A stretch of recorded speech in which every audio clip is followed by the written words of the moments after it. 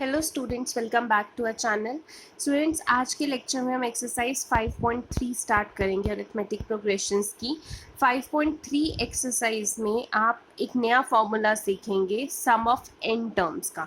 अभी तक आपने nth टर्म का फॉर्मूला किया है सिर्फ। आज हम सम ऑफ n टर्म्स हमारा सेकंड मेन फॉर्मूला करने वाले हैं। सम ऑफ n टर्म्स का मतलब है, देखो आपको जैसे दिया होता है कि 1 + 2 + 3 अप टिल 40। ठीक है, आपको बोला कि 1 से लेके 40 तक आपने एडिशन करनी है। अब एडिशन तो आप कर सकते हैं मैनुअली भी, बट इस एडिशन को और आसान बनाने के लिए आपके लिए सम ऑफ n टर्म्स का फॉर्मूला है। क्योंकि जब तक छोटे नंबर्स हैं आप फिर भी एडिशन कर लोगे। अगर मैं बोलूँ 1 से लेके 1000 तक की करो तो प्रॉब्लम हो जाएगी, इतने नहीं आप मैनुअली कर सकते। तो ऐसे केस में सम ऑफ n टर्म्स का फॉर्मूला यूज होता है।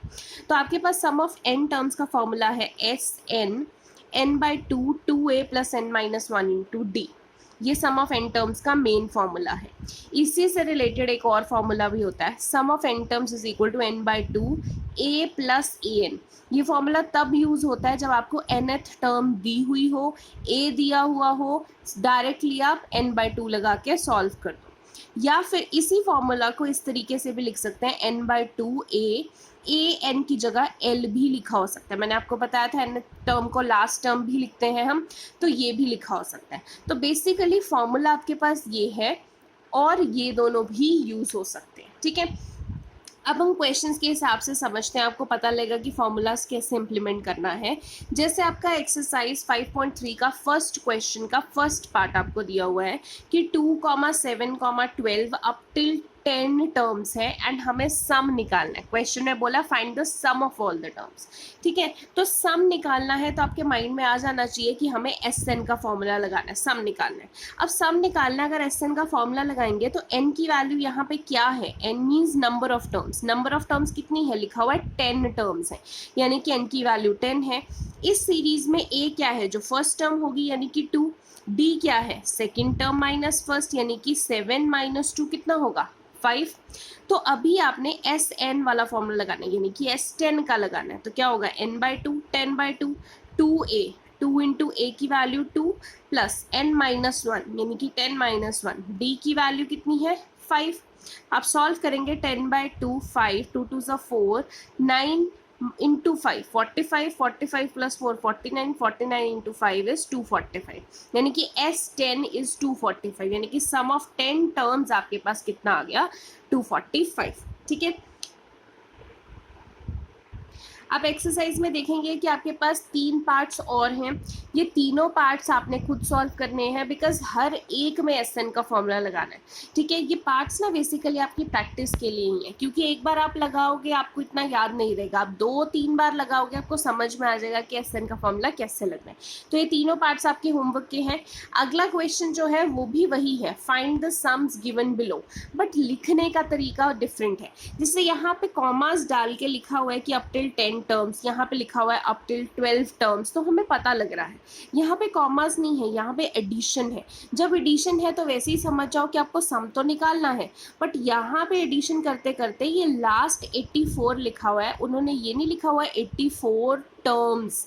ठीक है, ये 84 मतलब क्या है, लास्ट नंबर पे जो आ रहा होगा वो क्या आ रहा होगा, 84। ठीक है, ये नंबर ऑफ टर्म्स नहीं है, मिस्टेक नहीं करना। देखो जब 10 टर्म्स लिखा होता है मतलब टोटल 10 टर्म्स है, 11 लिखा हुआ है टोटल 11 टर्म्स है। यहाँ पे क्या है, 7 + 10 1/2 + 14, ऐसे कर करके लास्ट में कहीं, लास्ट में कौन सा नंबर है वो नहीं पता। जैसे यहाँ पे पता है लास्ट में 10th नंबर होगा, यहाँ पे 11th नंबर होगा, यहाँ पे 12th नंबर होगा। यहाँ पे लास्ट में नहीं पता कि कौन सा नंबर है, बस इतना पता है कि लास्ट में जितना भी नंबर हो उस नंबर पे वैल्यू कितनी है, 84। ठीक है, जैसे यहाँ पे फर्स्ट नंबर पे वैल्यू कितनी है, 7, सेकंड नंबर पे वैल्यू कितनी है, 10 1/2। ऐसे ही लास्ट नंबर पता नहीं है कि कौन सा है, मतलब हमें n नहीं पता, बट उस n पे वैल्यू पता है कि कितनी है, 84। तो इसको सॉल्व करते हैं। आपके पास दे रखी है सीरीज, अब लास्ट नंबर पे वैल्यू, जो नंबर ही नहीं पता हम उसको क्या बोलते हैं, an की वैल्यू 84 है। क्या निकालना है, और d निकालना है। d हमें पता है second term minus first term, second term क्या है, 2 × 10 20 + 1 21/2 -7, तो d क्या आ जाएगा, 7/2। ठीक है, अब देखो पिछले वाले क्वेश्चन में ना हमें n पता था तो हमने डायरेक्टली यहाँ पे Sn का फॉर्मूला n में डाल दिया। यहाँ वाले क्वेश्चन में n पता नहीं है तो पहले हमें n निकालना पड़ेगा। अब n कैसे निकालना है, हमारे पास एक ही फॉर्मूला हमें आता है Sn के अलावा, an का फॉर्मूला। an की वैल्यू 84 है। an का वैसे फॉर्मूला क्या है, a plus n minus one into D. 84 a की वैल्यू कितनी है, सॉरी a फर्स्ट टर्म है 7 plus n minus one, d की वैल्यू कितनी है 7/2 इज इक्वल टू 84। 7 इधर जाके माइनस हो गया 77 बन गया, 7/2 इधर जाके मल्टीप्लाई हो गया 2/7, तो n माइनस 1 22 यानी कि n की वैल्यू 23। अब टोटल 23 टर्म्स है। जब पता लग गया कि टोटल इतनी टर्म्स है तो सीधा Sn का फॉर्मूला लगा देते हैं, n/2 2a plus n minus 1 into D.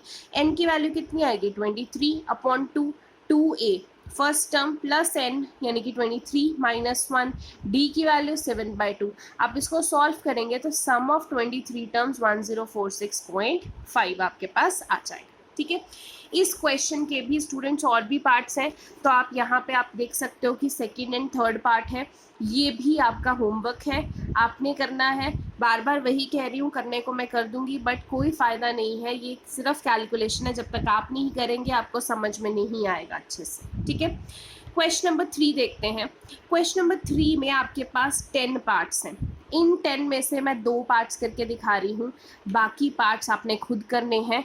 सो आज का होमवर्क जो है वो आपको थोड़ा सा ज़्यादा लगेगा, इसीलिए मैं क्वेश्चन नंबर 3 तक ही करवा रही हूँ, आपको इससे ज़्यादा नहीं करवा रही हूँ।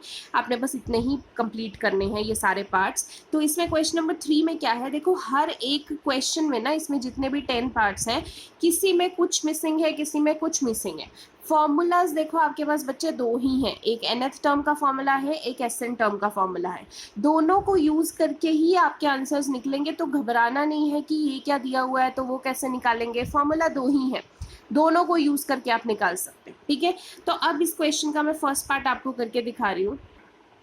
क्वेश्चन नंबर 3 का फर्स्ट पार्ट देखो, आपको a दिया हुआ है, d दिया हुआ है, an दिया हुआ है, आपको बोला n निकालो और Sn निकालो। देखो फॉर्मूला तो 2 ही है ना, अगर n निकालना है हमें अभी पता है कि हम an के फॉर्मूला से निकाल सकते हैं, तो an का फॉर्मूला लगा देते हैं, a plus n minus 1 into D.